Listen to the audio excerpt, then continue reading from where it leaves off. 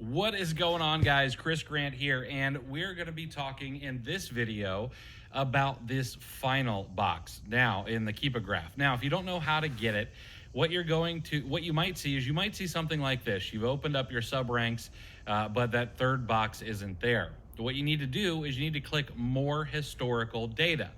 Now, what More Historical Data is going to offer us is a couple of things. Number one, it's going to give us the new offer count. This is how many new sellers are on a listing. It calculates both merchant fulfilled and FBA sellers. All right, so it's not just going to be FBA, it's going to be everyone who's new. They also give us used offer count in the black line, and that will only show when there is a used offer count or when there was a used offer count. They're also going to let us know collectible offer count, and that's in a light blue color. You can see that there's none there on this particular item. It'll let us know the rating. Now, what is the rating? That is how many stars a particular product has. So you'll see this one is floating right around the 4.5 mark. You can see the number of stars over on the left-hand side, and then you just kind of have a flat line. This honestly is something I never have turned on. It's something that is good to know, but there's usually not a lot of movement in the rating, typically. Okay, if you're selling shoes and clothing, this is something you may want to take a look at, but even more so is looking at like the fit rate and things like that, and that's for another video. All right, but rating is there.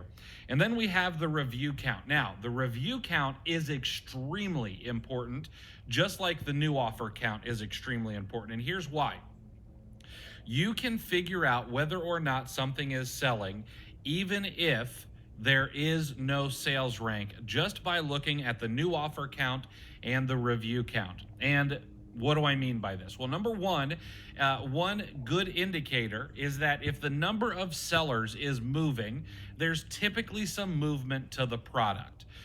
But one even better way is to look at the reviews. And if the reviews are continually going up and to the right, that typically means that there is some movement to this particular product as well. As a matter of fact, there's even some math that we're going to show you that you can use when you're looking at this particular data point to be able to figure out maybe even how much something is selling. Now, it is only a estimation. It is not something that you should take as gospel, but it is a really good way to figure out maybe how much something is moving. And we'll get into that here in just a little bit. Now, there are a couple other things that you get to see above this box. If you hover over new offer count, you're going to see right above new offer count, lowest 22 months ago.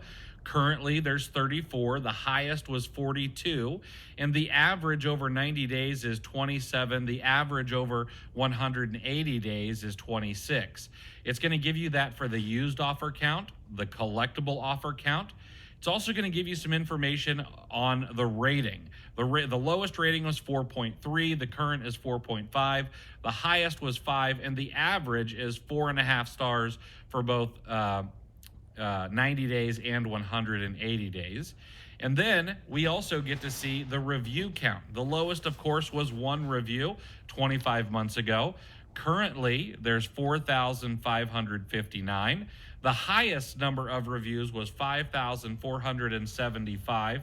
And then the average over 90 days is 4,500 and 4,200 for 180 days. Now, one of the questions that will typically come up is, well, why were there a bunch of more reviews and they all came down?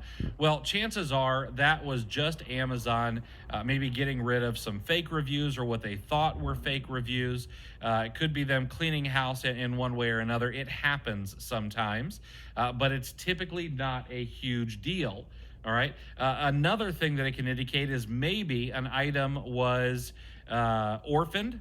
Okay, so maybe it has 1 or 2 or 5 reviews, and then all of a sudden it has 5,000 reviews. That can be when a listing was orphaned and then it was brought back into its parent. Think about a size 10 black shoe that's then brought in with all of its other siblings into a parent listing. It kind of brings in all of those reviews, okay?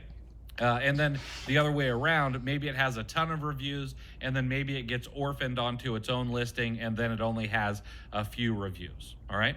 Now, here's how I like to look at this data here. I like to turn off the used offer count because that doesn't really matter to us. I like to turn off the collectible offer count, and I typically don't worry about the rating. I just want to see the new offer count, and I want to see the review count. So what we can see here is the new offer count is moving. This one's a little bit weird. It kind of looks like a candlestick chart. And you can see that sometimes the number of sellers goes up, sometimes it goes down. And this means that it's very likely that some other sellers other than Amazon are slowly selling through some of these products. Maybe they drop the price. Maybe someone decides to pick a third-party seller instead of Amazon. Maybe they just stop selling the item. We cannot know for sure. But if we look down here, we can also see that the number of reviews is going up really nicely. So back on July 30th, there were 4,287 reviews. And over here, we've got 4,559. Now, I want to show you guys something, and I don't often do public math, but I'm going to share with you a mathematical formula, all right, a very easy equation that you can use in your business to figure out maybe how much something is selling or get an idea for how many units may sell on a particular item. And so I'm going to show that to you guys here in just 1 second. All right, let's go ahead and dive into our math here. Now, we're going to be looking at this particular item, this Gujitsu item that we've been taking a look at. And what we can see is that back on July 30th, there were 4,287 reviews, and now there are 4,559 reviews. That makes 272 reviews. Now, we also need to make some assumptions, all right? And we can base this kind of off of how often we get seller feedback, which is probably a little bit lower. But we can assume that 1 in 100 customers might leave a review, or 1%. That would be 0.01 to show it as a percentage in a decimal. Or we can assume that 3 in 100 customers leave a review, or 0.03. Or we could assume that 5 in 100 customers leave a review, which is 0.05. Now, I find that 5 is probably way too high of a number. However, the higher the number that you choose, the higher the percentage of customers you assume to leave a review, the more conservative the estimated sales will be for a particular item. So for the Gujitsu item that we've been looking at, we see that there are 272 reviews since July 30th of 2022. So the math looks a little bit like this.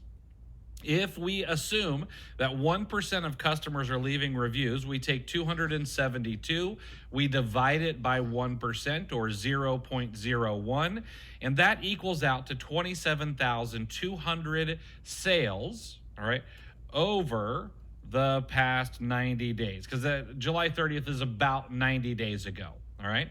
If we assume that 3 in 100 customers are leaving reviews, or 3%, well, that would be 9,066 sales over the past 90 days, okay? And then if we finally assume that 5 out of 100, or 5% of people are leaving reviews, then we're looking at 5,440 sales over the past 90 days. And then what we can do is we can divide that by 3, okay? So if it is the 27,200 sales over 3 months, we're looking at 9,066 sales per month. If it's 9,066 sales over the past 90 days, we're looking at 3,022 sales per month. And if it's that most conservative of 5,440 over the past 90 days, we're looking around 1,800 sales per month on this particular item. Now, I would say that the first 1 or 2 is probably pretty accurate. This is a very well-ranked product, and it's selling through quite a bit. Matter of fact, if we go up and we look at Seller Amp, they're going to say 1,400 sales per month, and I think they're pretty low there, all right?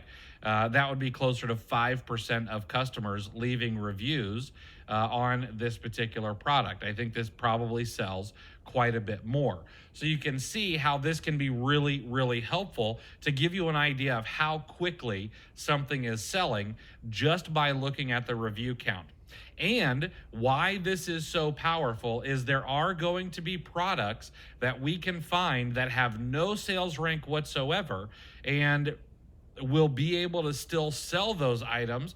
We'll be able to figure out whether or not they actually sell through, because we now know how to do the math on the review count and being able to see that it moves up and to the right, and being able to know what our calculations need to be, whether we want to use 1%, 3%, or 5% to figure out how many are moving, or at least estimate how many are moving.